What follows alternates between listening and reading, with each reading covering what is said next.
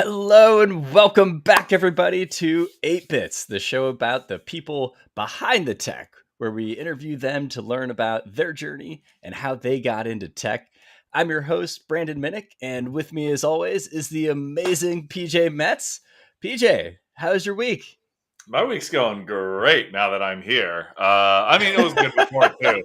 It's not like this is the only bright spot in the dark week of work. That's not what's happening. I actually like work. So. No, it's been going well. I'm doing very well, and I'm excited to be here today. I think it's going to be a good show. Hi, Jelly. Yeah, I'm excited too. Also excited because I am going on vacation this weekend. It's a holiday weekend here in the US, so we're gonna go to the beach and just relax. It is a holiday. It's a 3-day weekend this weekend. Monday is President's Day. And next Friday is a Friends and Family Day for GitLab. So I've got Monday off and next Friday off. What a day. What a day.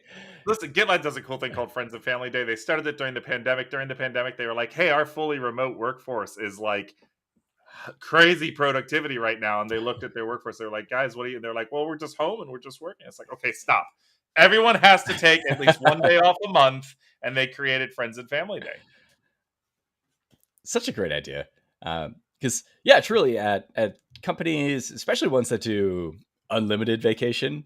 And for those on the audio podcast, I did that in air quotes because it's not really unlimited. There's always like, well, after 3 weeks of vacation, people will start asking questions. But it's always tough for folks to step away, break away. I mean, heck, I know even though we'll be at the beach, I'll still be checking emails and looking at stuff. I won't be responding to things or necessarily doing anything, but staying in the loop. And yep, that's on me. That's what I probably call shouldn't, it. But I'll probably have like Slack open and like maybe like my to-do list on GitLab open just to see what's on there. And I'll consider doing some work once in a while. I like what I'm doing. Like I'm building content and I'm making, videos and presentations and stuff for students. So like, I like doing that stuff. I can only read so much from my new e-reader that I just got. So I need a break. It's the hardest part for me is, I love what I do. And a lot of the job I'm in now is stuff that I used to do in my free time anyways. So a lot of it still doesn't feel like work. Right. Yeah. They say if you love what you do, then you can teach a man to fish. Yep. I think that's the way it goes, right? Normally, if this were in front of a live audience, there would have been uproarious laughter there. But all I have are audio clips, so we'll just go with this instead. Terrible. All right. Moving on. This is a quality podcast, y'all. That's right. So, BJ, do you have any announcements coming up? I know I'm leaving for vacation, so I've got one foot out the door. I don't have anything queued up actually for the rest of the month. I was supposed to be speaking at a conference in Las Vegas in about 2 weeks, but got canceled because of COVID. So, staying home. That's right. It finally was just confirmed. I'm going to be in Rhode Island at the beginning of March for a computer science education conference.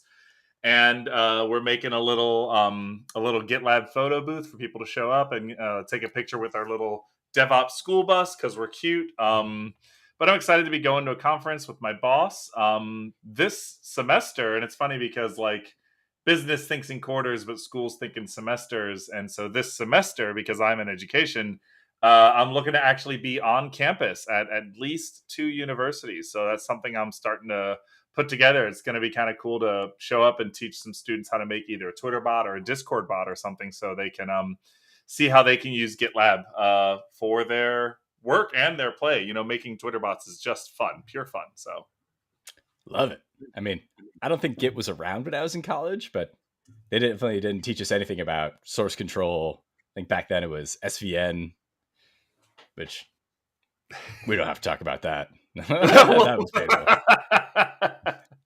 Well, listen, today's show is a great one, and it's a guest that I was personally very excited to have on. We got to stream previously, myself and this guest, on I believe the Pulumi Twitch channel, where I said, "Oh, I'm learning Python," and our guest said, "Well, you should come on and show some Python and build a Twitter bot live." And I was like, "Oh, I'm not there yet," but we did it anyway, and we did our best.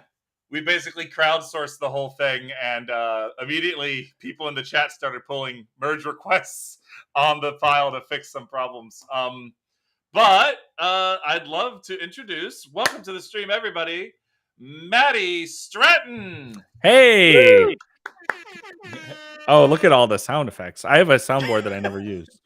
Does it have lasers? No, yeah. Well, it could. I never used it. I mostly used it for the, sort of rim shot and applause and groan. Lasers are a good move, though. Yeah, I've got this one. Oh, a little record scratch. Yeah, a little. What? So how did I get here? Yeah, this is me. Apparently, I was reading the other day. So everyone was like, "So where did that come from?" And there's not everyone just started referencing it, but it's not actually from something. It's conceptually, not that exact implementation, but yeah. And I think what everybody would think in their head is that it would be Saved by the Bell, because it's very Zach Morris, timeout. But that's but that's not what time. That's. I think of Ferris Bueller. Right, but that doesn't really happen. It never stops. He just does fourth wall breaks, right? He talks to us. Makes me feel you know what? You know what it makes me think of, actually? You know what? It's funny because you're going to think it's like an 80s comedy thing. But you know what that really is? It's frickin' Goodfellas. Think about how Goodfellas starts. Oh my God. That's what it is, right? It's the freeze frame. And he's like, as long as I could remember, I've always wanted to be, so it's, that's mystery true. solved. You heard it Maybe. First here. I don't know. Breaking on Apex. Yeah. It's been Goodfellas all along. That's right. Always has been. Always has been. You need the astronaut meme, right? That's right. Wait, you mean the Goodfellas stretch is really Goodfellas? Always has been. Always has been. All right. Somebody go make that meme for me. Brendan, go make it. Yeah, Brendan, you got work to do. Matty, tell us who you are, what you do. You got the screen. It's yours now. Tell us all about yourself, please. Geez, all about myself. Okay, well, we'll do this a little bit at a time. So currently, so my name is Matty Stratton, job-wise, because we define ourselves by our job, clearly. I'm a staff developer advocate at Pulumi. We do infrastructure as software. We can talk about Pulumi stuff at some point. I've been here almost a year now, which is nuts. I have, I know we like to talk about stories and origin story stuff, so I'm gonna kind of treat this a little lightly, but so I basically worked in technology operations for a couple decades, and then kind of came over to the vendor side. And so when I've been on the vendor table, I was at Chef for a fair amount of time. I've been at PagerDuty. I was at Red Hat. Now I'm at Pulumi. Been part of the DevOps movement for a long time. I always feel like I'm new to it, but every year the percentage of time that I've been part of DevOps is a greater percentage. We'll talk a little bit of that, but yeah, I'm a global chair of DevOpsDays. I started and continue to run the one that's here in Chicago. Big believer in the DevOps community and the DevOps movement. And I'm at Pulumi because I really dig InfraCode, and all of this comes, I've said before, it's kind of a fun thing. Those of you, if you're in developer relations and you're single, one of the hardest things is how do you explain to a potential date what your job is? And the end result is nobody actually cares that much about how detailed you are. You don't have to explain it that well. But I usually say, hey, I worked in ops for 20 years and now they pay me to talk about it. So that's perfect. I still struggle to tell my parents what my job is. Friends. I work in tech, and then I'm like, but I'm not. Don't worry. I don't have a puffy vest or anything like that. Right? Yeah. No Patagonia. Right? Yeah, I do. Although you can't get those anymore. Yeah, Patagonia won't do branded shit anymore. because it yeah, that's what I heard. They're like, no, we don't really do that. Dang. All right. Well, Patagonia, if you want anything branded, you got to do it yourself, kids. So get your iron-on patches out like it's 1998. But North Face, if you're listening, we are Yeah. still looking for sponsorships. That's right. Happy to do an 8-bits North Fest. And Allbird, an 8-bits North Vest. There you go. North by North Vest.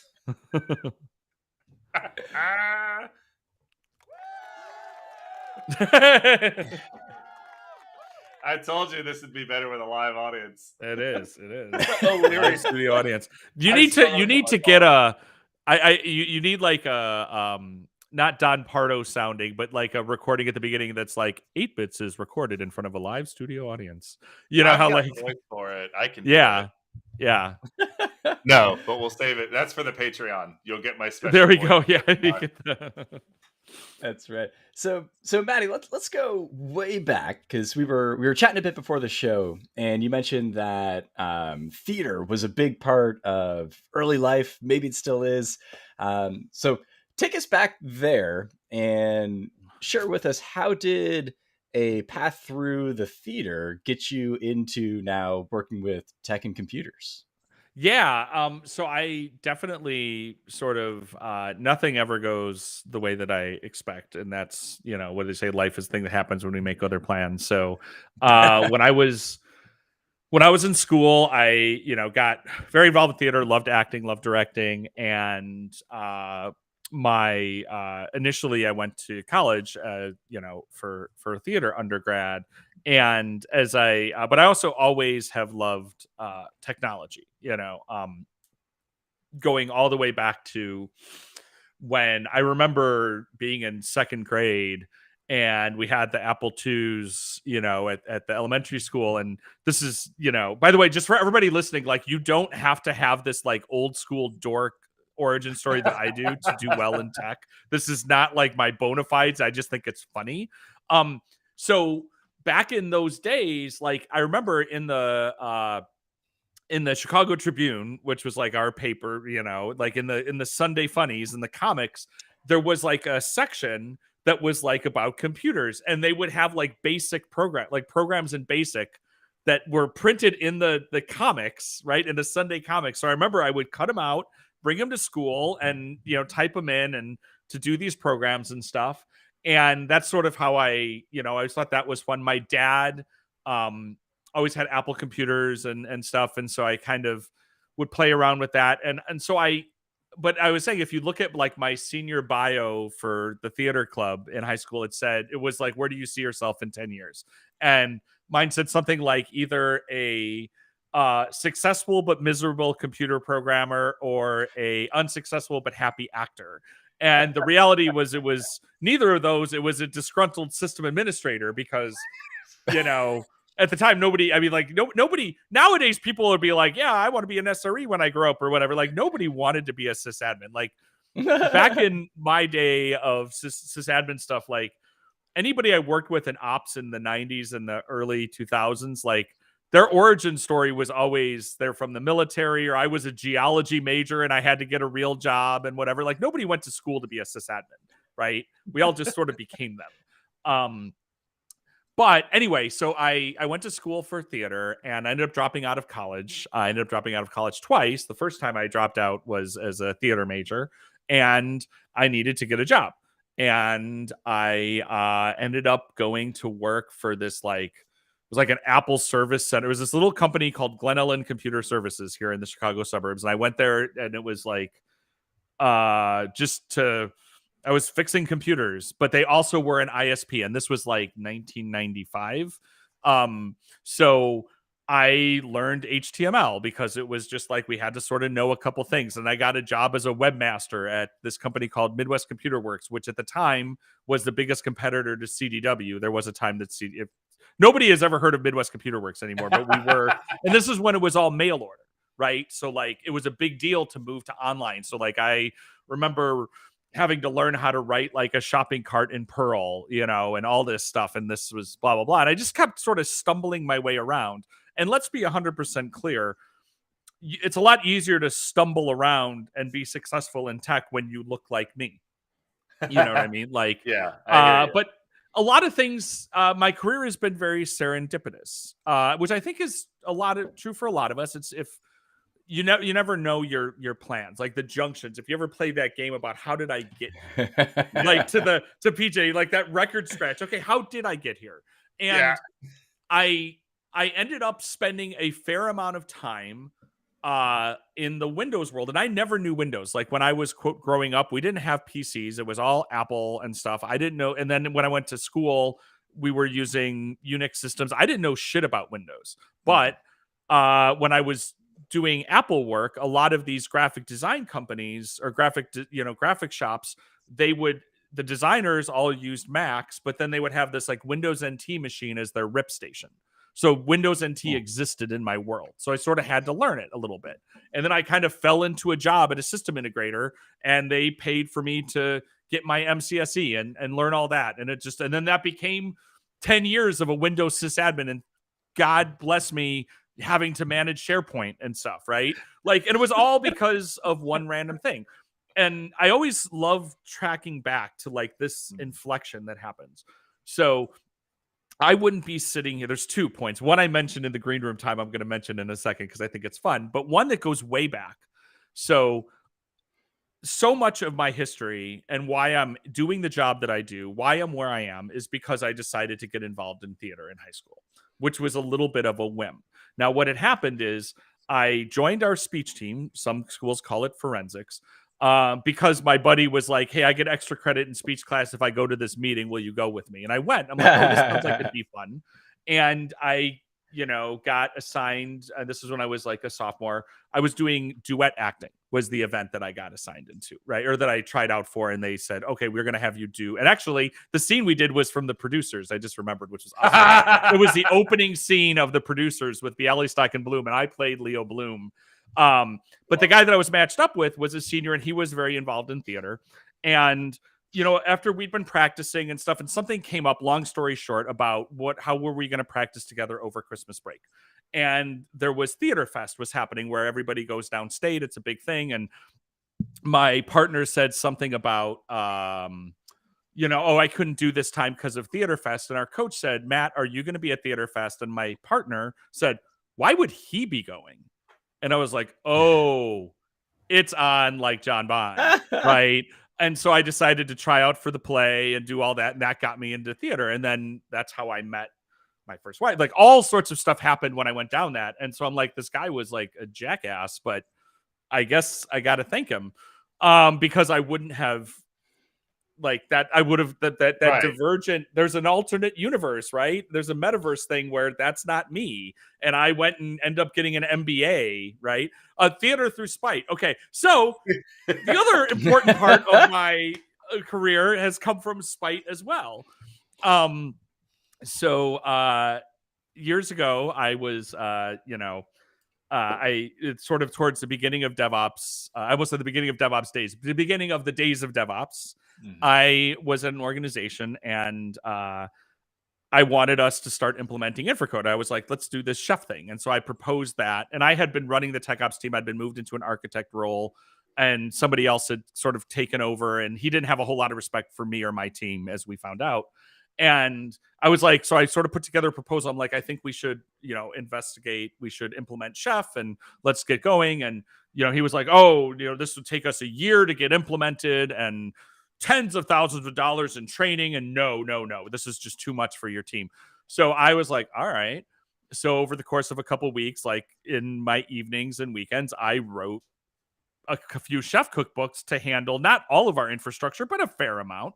And I kind of turned up with it and was like, hey, man, this isn't done, but like, this wasn't that hard. And then like 3 to 4 weeks later, my job was eliminated.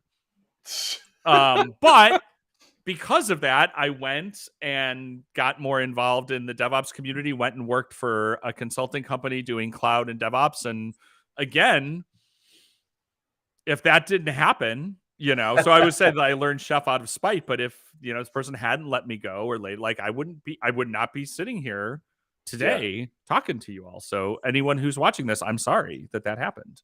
We don't spite Matty because you might inspire him to solve world hunger. That's right. Or Yeah. to Mars. Who knows? I'm pretty sure Matt doesn't know how to build a car. That doesn't Matt definitely doesn't know how to give me $20,000. He can't do that.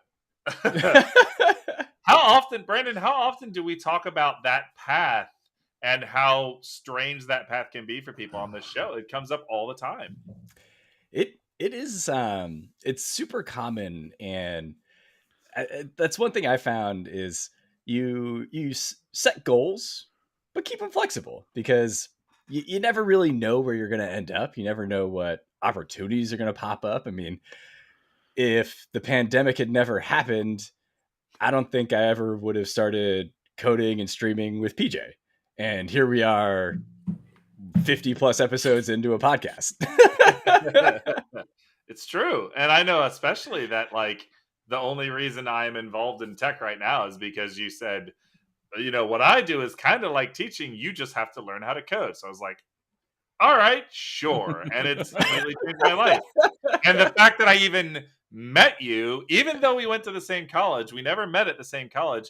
I only met you because I was dating someone who, when they graduated, moved to Melbourne, Florida, and you got one job offer in Melbourne, Florida after you graduated. So we just happened to be in the same town, in the same group of friends. And here I am with like a variety of amazing things I've bought with tech money behind me. Like, thanks, fate. It's awesome. Yeah, and I think it also goes to show, and that's kind of the ethos of this show of 8-Bits, right? Is to demonstrate all these various paths to get into the tech community, to whether it's you learn to code on your own, you get a degree. There's really no one prescribed path, and there's really no one prescribed start date. So you could be mid-career, like PJ was a high school teacher for over 10 years. Yeah. Learned to code, and here we are. Whereas, you know, my path was more the traditional route, but you don't have to do that anymore. Anybody can do it. You can do it. I think that's a really good thing to point out too, is that because we tend to focus and amplify like the quirky stories and the non-traditional stories and everything, but like the traditional story is just as valid. Like, you don't have to have a like super obscure origin story to be awesome in tech. Yeah. You can 100% have said, I got my degree, I did this thing, I went and I did an internship, I just went through the traditional path, and you know what? You are just as awesome. Just the same way that, like, as you know, I referenced before, I'm like, we all love to tell the stories about interrupts and having to configure modem boards, and you know, we all get grumpy about this stuff, and it can feel gatekeepy. Yeah. And I would never tell someone to not feel a certain way, but the reason is because these things are just like kind of funny or creative, or it's of interest, but it doesn't mean it's the only right thing, right? So and the other place where it's funny, I was thinking about this though. I was talking to somebody not too long ago, and I think we're putting together like a talk proposal, and I was like, I feel like non-traditional is the new traditional in a way, which I think is. Then I thought about that. I'm like, I bet the numbers don't back that up, because but because of what we talk about. So here's my analogy. It's like a DevOpsDays analogy. So when we think about one of the core concepts of DevOps, we talk about this idea of comms. It's culture, automation, lean, measurement, and sharing. And you'll feel like it seems like we talk about culture way more than we talk about anything else. And it's like, does that mean it's the most important? And it's like, no, it's just the one that we have to make people pay attention to. I don't have to convince engineers to play with automation tools. They're just going to do that. That's fine. Or the same thing where it's like, why are we always talking about empathy? Why are we not talking about that? I'm like, because that part you don't have to be told about. You already know, right? So like we on one hand, so we want to amplify these non-traditional stories, but it doesn't mean, it's more that we just sort of have to talk about them more so that they're heard, but it's to get them to be heard as much as the traditional ones that already are normalized. But I want it to be fair that like, you don't have to have an amazing X-Men worthy origin story to be awesome at tech, right? You can, and you can just show up and do your shit and clock out at the end of the day and not that's care fine. anymore. And that's awesome too. Just, yeah. I think that there's I think it's that everyone has an interesting path, whether you took the traditional path into tech or not. Like Brandon says, his path was traditional, but he wasn't really doing a lot. He was doing some rack and stack stuff at the company he worked at before, and he was doing some communication stuff, but it's still very different from where he ended up. So, like, yeah, traditional in the sense of the right degree, but sometimes these left turns come out. Like, I don't think Brandon was ever like, and I'm going to end up in San Francisco, and I'm definitely going to be writing in Xamarin, and it's going to happen. Like, it's the non-traditional paths need to be highlighted and validated, but traditional paths, you're valid too, and your story and your way that you get here is a good story, because the reasons we get into things is and it's intensely personal. As I stumble through that sentence, like the reason that you got into tech is related to theater, which came to you out of spite, because a lot of theater is built out of spite. Like you don't go to a bunch of late night Rocky Horror Picture Show showings without building a little bit of spite somewhere along. But I think that you're absolutely right. I think there's a focus on non-traditional roles, because I think that historically it's been excluded. But you said, I don't know that the data backs it up. I think I just read recently that something like around 42% of working developers have either gone through a boot camp or are self-taught. Mm-hmm. So those numbers are shifting and changing, and the companies are taking notice. And I do think in what we all do in DevRel, more likely to see non-traditional roles to get to DevRel specifically. I could see that because because it's a non-traditional role. That's what I was sort of getting at, right? Like it's not right? really part of your path, and it's this is a whole other topic that I can and have ranted about, and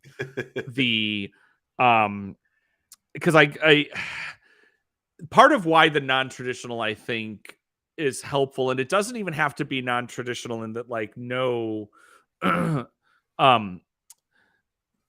I said on a webinar last week, it was like, DevRel are empathy engineers, right? And so this is why interesting and different backgrounds across your team are really powerful, because there's no one type of person of user that you have, one type of consumer, right? So and I think that it's not impossible to have empathy for someone if you haven't lived their life, but it's a lot easier. And I've said this before, I say I do DevRel on easy mode when I do DevRel for ops, because I was in the shit for 20 years. Like, I don't have to work hard to have empathy for people that have a rough time in ops. Like, it's there. And right? ops 20 years ago was definitely an absolute battlefield. But it's interesting because there's a thing, and this is where I'm going to tread lightly because it's going to start to sound a little gatekeepy, and I don't mean it that way. There are certain types of DevRel that is very, very hard to do if you haven't actually done the job. And I don't mean because you don't have the technical skill. Mm-hmm. And I don't even mean that you can't own it. There's this was also the example I'm going to give in this. And this is, by the way, that doesn't mean that all DevRels that's true, because another statement that Matty has made many times is DevRel contains multitudes. Everybody does not do the same thing or bring the same strength. So that's the important part to remember. It doesn't mean you can't do DevRel if you haven't done it, but there's a style that works that's a lot easier to do just by having it. So I'm going to bring this back to a sales engineering reference, but it'll be similar. So when I was at Chef, before I was doing DevRel things in the world, I was a sales eng, right? And so who were we selling to? We're selling to ops people. And so two little things about that. One was the rep that I was partnered with all the time, like she said to me once, she said, Matt, she's like, this happens all the time. We go into this room and she's like, I see all of the ops people are sitting back. You can't see me crossing my arms if you're listening to the podcast, but they're sitting back in their chairs with their arms crossed when we start. And a few minutes in, they all start leaning in and listening to you. And I said, you know why? Because I made a joke about System D. Right? I gave the shibboleth that was like, I've done this. I right? hear you, yeah. And it doesn't mean you have to do that. So where that connected, though, is we had someone on our team who was a awesome sales eng, but like he was younger and didn't have a lot of experience, and it just was, he couldn't, like, it was nothing against him, and actually now he's done this, he could do this amazingly years later, but like he couldn't have done the job the way that I did it, and it would have been unfair to expect that, right? Because it's like, hey, the way you reach them is in a different way. And the same thing is true with like DevRel. So like I come from this, like I've been on the journey, so I can talk to you in the way of someone who's been on the journey. You don't have to have been on the journey to understand someone's journey. It's just easier if you have. So in like so many other ways, I do things on easy mode, right? I'm doing DevRel on easy mode because what I choose to do DevRel for is a lived experience of mine. But there's again, it contains multitudes. And I think that's one of the things that we have to start to learn about this, is that like your teams don't scale horizontally. And I know this isn't a DevRel podcast, so we don't have to go like, that's a whole other thing that I have thoughts about, but like you can't expect everybody on your team to have the same thing. We're T-shaped or M-shaped, where that comes. And I think that's an overall better thing for us to understand in our teams. And that goes back to the non-traditional. Because of that, it means your team is more robust because you've had different backgrounds. You think about things differently. You have a different perspective. You have a different context. So it's just funny. It's too bad Whitney destroyed. So remember when I was talking to someone about non-traditional being the new traditional? It was Whitney, so, but I think she missed it when I said that, because I think she just joined the stream now. So anyway, shout out to Whitney, who is a great example of, by the way, if you had Whitney on the show. Oh, not yet. You need to. Writing it down. Welcome to the show, Whitney. Now Welcome you don't to have the a choice. show. Can I make another recommendation for you? I should do something. Annie Hedgepeth. Done. So I think she's still at HashiCorp. She has a great story. So I'll anyway, yeah. Stories. Yeah. I love people that have fun stories, right? Like both because it's inspirational, but also because it's interesting. Again, no offense to anybody who's like, I got my computer science degree. I went that, I did this. That's great. You're interesting for other reasons. It's just not that. So it's fantastic. You mentioned DevOps podcast that this is not, and you're right. This is not a DevOps podcast, but I've heard rumors whispered across the great oceans that you have a DevOps podcast.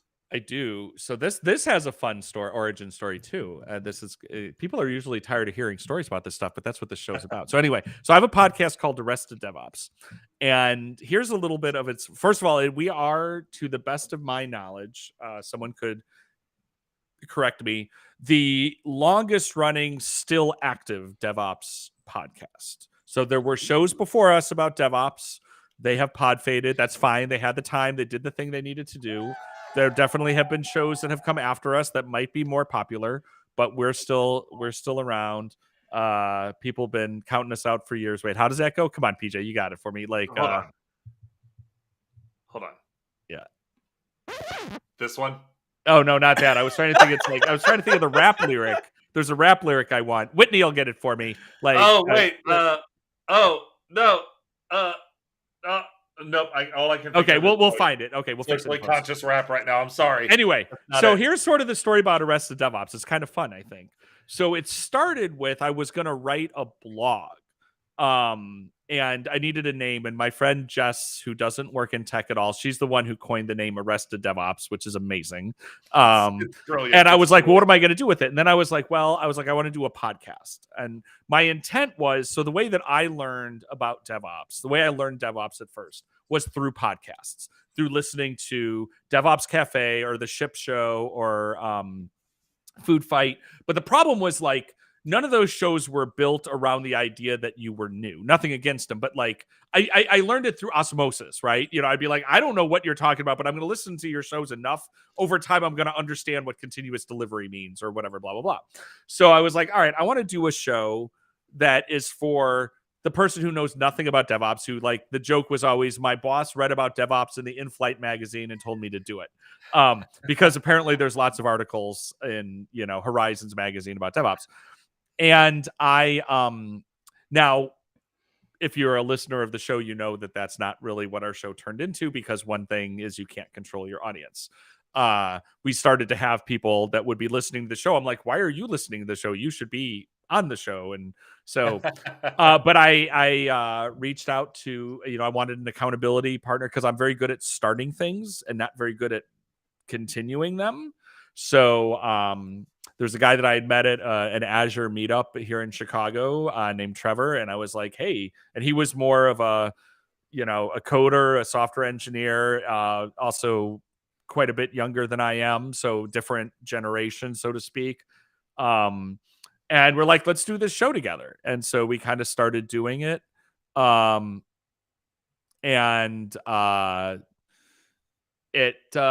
just sort of progressed. And over the years, we've, you know, added more hosts and gotten more people involved. And, you know, I remember, if you're, one of my favorite podcasts is Greater Than Code, which I don't know if you or any of your listeners are familiar with. So Jessitron, who's one of the hosts of Greater Than Code, I met her at Redeploy a few years ago. And I was just sort of like total fanboy because, like, I love her talks. I love her on Greater Than Code. And she said something to me about, like, oh, we were having lunch, and she's like, we should have you on Greater Than Code. I'm like, oh my God, right? You know, when you get invited to be on one of your favorite shows. And then I was sort of like, you know, I have a podcast, and, you know, I got her to come on the show. And like right after, she's like, I had such a great time. And then she's like, if you're ever looking for more hosts and stuff, I'm like, yes. So yeah, so you know, Jessitron is one of our hosts, and it's like we keep going. So it's about twice a month. It's very practitioner oriented, you know, like we I don't know. And it's I every now and again I kind of think about, is it too much? Do we, you know, but it's I feel like we're part of the community. And, you know, what gets me is anytime I'm like, I'm done, it's time for us to be done with the show, then you get that like message on LinkedIn, or you get the Twitter DM that's like, oh, I learned this thing and it changed my job. Or, I mean, we get that a lot, and it means a lot. So also, that being said, as hard as it is for me to take a compliment, I will tell you, if there's anyone who's created content, who does a show, who does a thing that's had an impact on you, tell them, even if you just tell them a little bit, because it means the world. Yeah. And keeping the people who are creating content that you enjoy, whether it's a podcast, whether it's a stream, whether it's a show, whatever it is, if they're creating something that you like, tell them, shout them out, tag them, like those little tiny things. If you're around in the stream all the time, or if you're always listening to podcasts, like, promote it, because like it makes the creators know that it's working, that it's reaching someone, you know. On that note, I believe we need to take a second to take an ad break. One of our famous advertisers wants to tell you all about a great product. Hi, if you're hearing my voice, that means you've been listening to or watching 8 Bits with Brandon and PJ. And we're here to talk to you about your product and how it can help you in your life by to do whatever your product does. So if you're an avid listener of the show, or you watch us on Twitch, then you'll know that your product is right for you.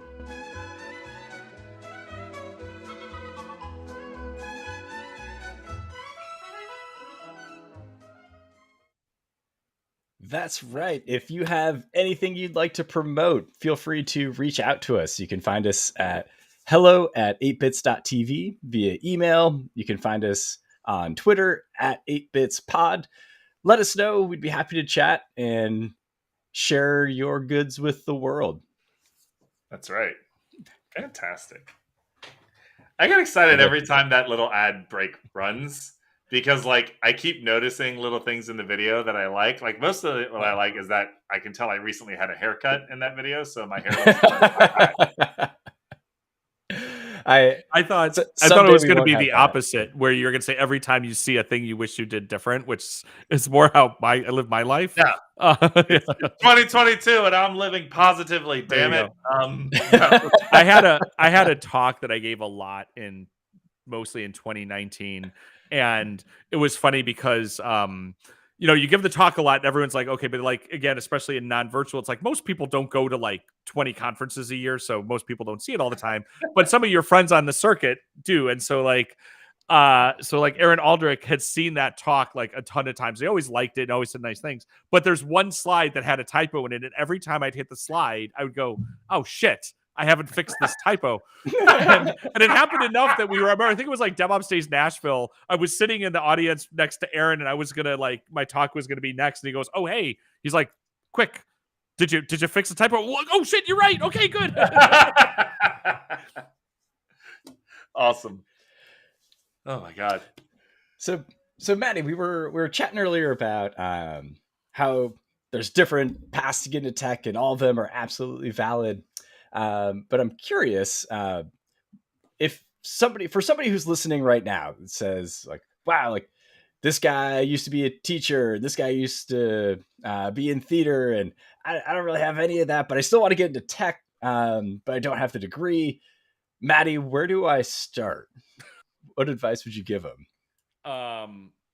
Okay, well, I'm going to 100% temper this again with that I am a cishet white dude. So my advice is to be taken in that my personal experience is different and is easier. But that said, I think if someone's like, okay, I don't know how to get into this thing, like the industry in general is where it's something where I don't have a lot of like, I don't think there's one wrong way to do it, is what I mean. Like, it's also, I guess what I'm getting at is like, find some way to get your foot in, right? Like, even if you're like, I don't know if I want to be a front end developer or a SRE or a whatever, it's like, the good news is you don't need to know that right away, right? Yes. Like do something, right?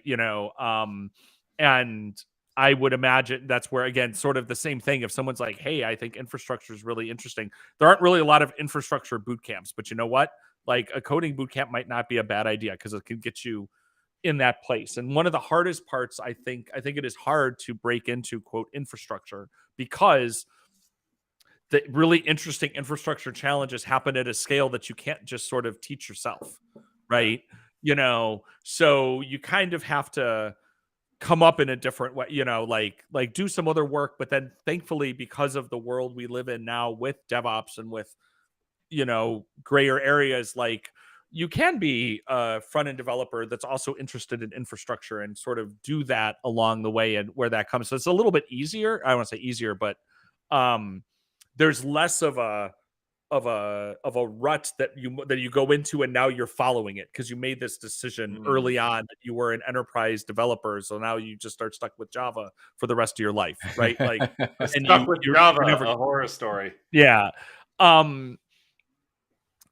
I think, I guess that's the one thing I just want to be really cautious because I think there are people who are better equipped to give better advice to under-indexed people than I am. So the best advice, sort of tongue in cheek, is like be born a white dude, right? But right, that's how I did it, right? But that sucks. So, but that doesn't mean you can't. But it's the only way that I can tell you how to follow my experience. I think that don't try to do things alone. That's the other thing too. I think if you have, when you're trying to just anything, if you have not just an accountability partner, but it's more fun to learn with other people. And it doesn't even mean, even if it's informal, but like if you know people, if you have friends that are like, I'm kind of interested, it's like be study buddies, so to speak, do code challenges together, because also that is going to you can't really show that in your resume that gave you that skill, but that collaborative skill of being used to working together is powerful, and then that can lead you into some stuff. I think learning in the open, I will tell you this, that's another interesting way, and everyone's not comfortable with it. But I had recommended, one of the people I'd recommended to be on the show is Annie Hedgepeth. And Annie, one of the main ways she got involved in tech was learning in the open. She has a non-traditional background. She wanted to learn something, and she decided to learn in the open, and she did such a good job of being that her. So, well, I'll tell you what it was. She wanted to learn InSpec, which is a policy as code testing language, and it wasn't really well known. There wasn't a lot of docs. So Annie, as she was learning and going through, she documented everything she did in her blog. And for the longest time, I just don't know if this is still true, but for years, the official InSpec documentation basically just linked to Annie's blog. They're like, you just did this better. And then because of that, so learning in the open is way easier to do these days than it ever has been, with streaming, with blogging, with whatever. And you'll get people that will help you. And it helps you. Then you have something to point to as well, right? Like, so maybe that's a fun thing to do is, get some friends and be like, we're going to work through some training, like PJ's. That's what PJ was doing with Python, right? On your stream. Yeah. Like, that's one thing. And hey, maybe it'll make you learn that you like doing this kind of thing. And maybe you'll want to do, training, education, DevRel, stuff like that. Cause you're like, that was actually more fun than the thing I built. Right. Something you said in that response that really struck me was, you don't have to know exactly what you're going to do. You just have to get started. And I think someone who's just deciding they want to do tech and they're like, okay, I just learned that there's a bunch of different jobs, but they find a job that seems interesting based on the description, a couple articles they've read, and they're like, okay, but how do I become blank? And it's almost like, well, don't worry about necessarily how you become blank if you are over here and you haven't written a hello world yet. Knowing that I've got to get some basics in here, I've got to start learning something, the path towards blank will start to open up as you start to develop just tech skills and stuff like that. And I can't say enough good things for learning in the open, because that's what I did. When I was learning C#, I did it on Twitch. When I was learning .NET, I did it with Brandon, and Brandon learned it right alongside me. He hadn't used ASP.NET Core before, and he was like, we're going to build a website. Well, I was like, let's build a website. And he was like, well, I'm a Xamarin developer, but okay, let's do this. And we worked on it together, and we would just sit there for, about 2 hours a week working on stuff and making mistakes and breaking our database and causing errors that we couldn't fix for 3 hours. But it was this great experience of, one, learning how to collaborate, two, showing other people the work you're doing. Like you said, it creates a record of what you've done that can be extremely useful. Absolutely. And I also love the idea of essentially announcing and sharing with the world what you're doing. So one of the example that came to my mind was I'm currently training for the Napa Valley Marathon, which is in just a couple weeks now, which is kind of terrifying. But it's just me training on my own. But I've told so many people that I'm training for a marathon that if it doesn't happen, I feel like I've let those people down. I mean, I'm sure they'll still be proud of me either way. But, we'll see. But yeah, like Sunday, Super Bowl Sunday here in the US, I had to do a 22-mile training run, and I could barely sleep that night because I was so anxious, nervous, didn't want to do it. But that was my motivation for going. It was like, I know I've told people about what my goals are for this marathon. I want to try and run it at an 8-minute mile pace, which I've never done before. And if I want to do that, then I've got to wake up at 6 a.m. on Sunday to go on this 22-mile run. That's right. You can almost essentially inspire yourself just by sharing your goals with your friends, family, on the internet, wherever, because everybody's cheering you on and they want you to be successful. Yeah, absolutely. Absolutely. So we talked about just get involved, and we talked about that the path towards that specific job within tech isn't necessarily it's important to have your goals set and have that like focus on what you want to do, but there is no, like you said, there's no class for being like, I mean, there's no like DevOps class really. There's no degree in DevOps. There's no boot camp. Not some places. Some places are trying to do it, but also you may change your mind because as you come in, you are now know more about different things. So you want to begin with the end in mind, but understand that it can be fluid, right? Like sort of, not to get into the thing, but it's always like, remember what was the big thing that everybody, got all, about John Kerry, always a flip flopper. And you're like, wait, you mean he changed his mind? Changed his mind with new information. So that can happen. Like be dedicated and committed to your goal. But as you learn more things, because the map is not the territory, right? So like we have an understanding. I'll put it this way. It's not just about people that are new. This happens all the time. So I used to do in my job at Red Hat, it was around sort of like, cultural transformation, and especially with government agencies. But that was neither here nor there on that last part. But one of the things that would be funny is, you would ask someone to like how they would rate themselves. Like you're like, okay, in these areas.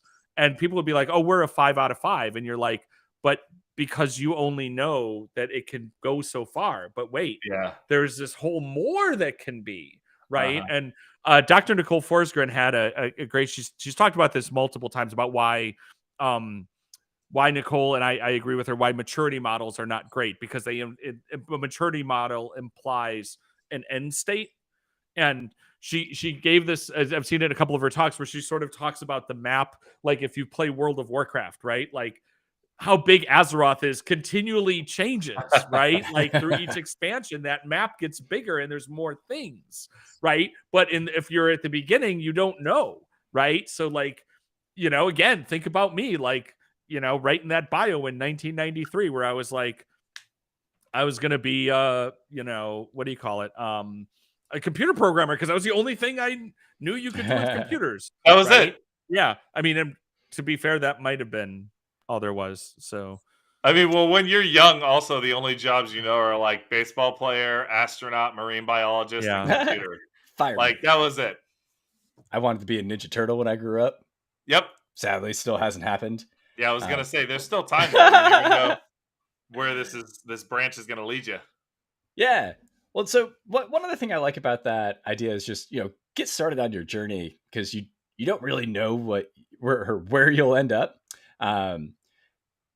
My first internship in IT taught me that I didn't want to work in IT, and that's okay. And also, I got a little lucky because it was just a summer internship, so I knew in 3 months this was going to be over.